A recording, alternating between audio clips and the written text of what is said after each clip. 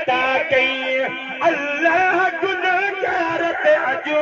एदी अता कई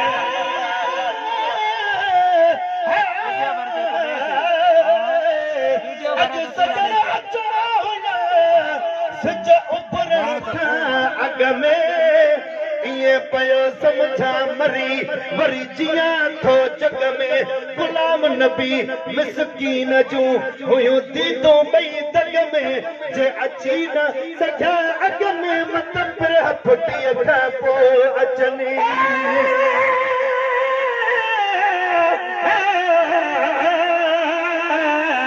मुंह से जो सजाई महबूब मेहमान थियो जब ओचत आजिज़ बांधे जे ऐवान तेया एहसान थियो नथो विसर मुखां कसम रब जो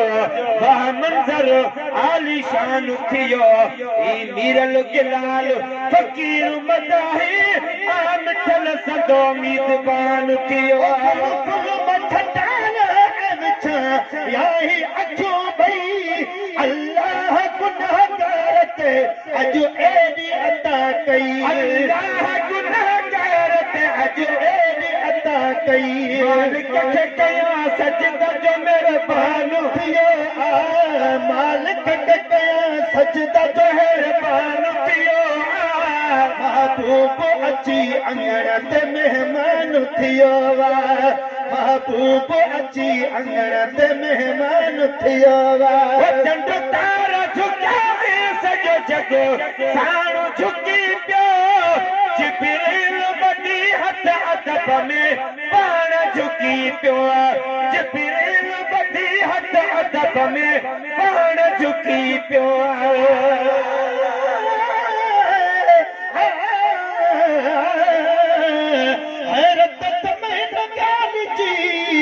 हाकिम सानी हबीब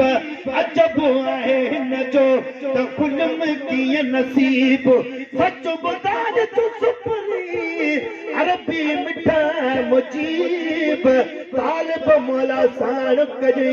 लाज को लखे लबीब अण ॾिठे अजीब कुर्ब किने सां कीअं करी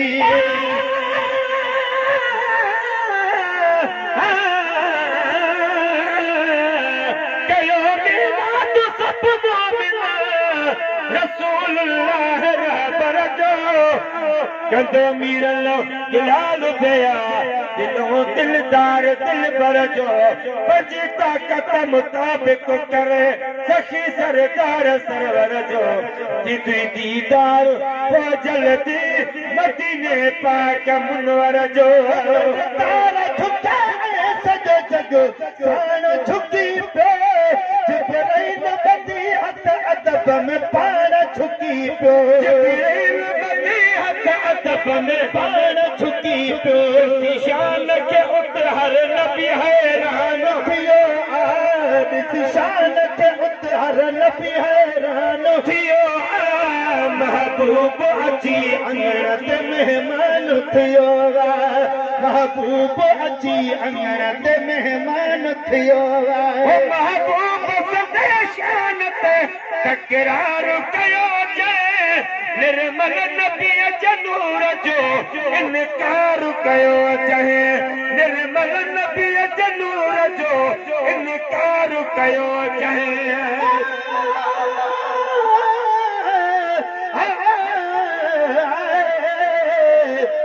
नस्वे जुती हुजूर ते कदमा वाली वो तैं कीवे पाई शान सवाया हिक मैं किया कुल गौस कुतुब तेरी गर्ज के ते सिर लाया खाक तेरी को चुमण कीते तुर अर्श खुदा दा आया सुन वल बख्ता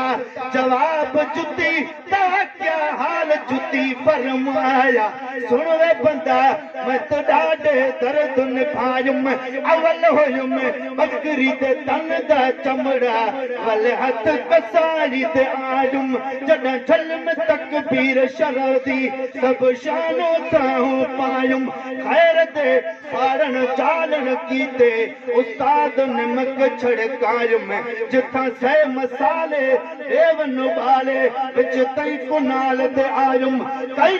कात में कोत हुई विच बल अगे ते जान टंगायुम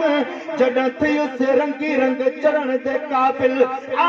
रंगी रंग चढ़ायुम इतनी मुश्किल थी बात बल चादर दुकान ते आयुम डुंगलिया दे नाल गुड्डो ने बेहद तन अंगो अंग करायुम सौ सुया लख आरा छलके तन शिकल जुती विच आयुम गालब दी मार मिलम जहवेले तहवेले ही तांग सतायुम शल अरबी दे पैर ते पूरियावा ए खौफ ते होश भुलायुम जॾहिं पसंद कर साईं कदम में पाया सब शानो थाहूं पायुम एह कारण बख्ता अर्श अज़ीम ते इहो आवाज़ आयुम ते शुक्र मनायुम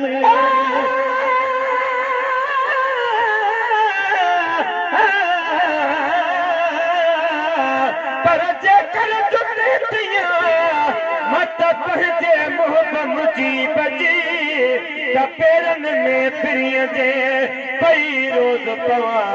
विख विख ते वहजा चुमियो कदम चुमा थानी कीतिया तालिब मौला तनसार महबूब सदे शानत तक रार कयो चई निर्मल नबी जनूर जो इनकार कयो चई निर्मल नबी जनूर जो इनकार कयो चई इब्लीस तरियल छा चवा शैतान थियो इब्लीस तरियल छा चवा शैतान थियो महबूब अची अंगण ते मेहमान थियो वा महबूब अची अंगण ते मेहमान थियो वा बस जवाब बस ये मयल वक्त भरा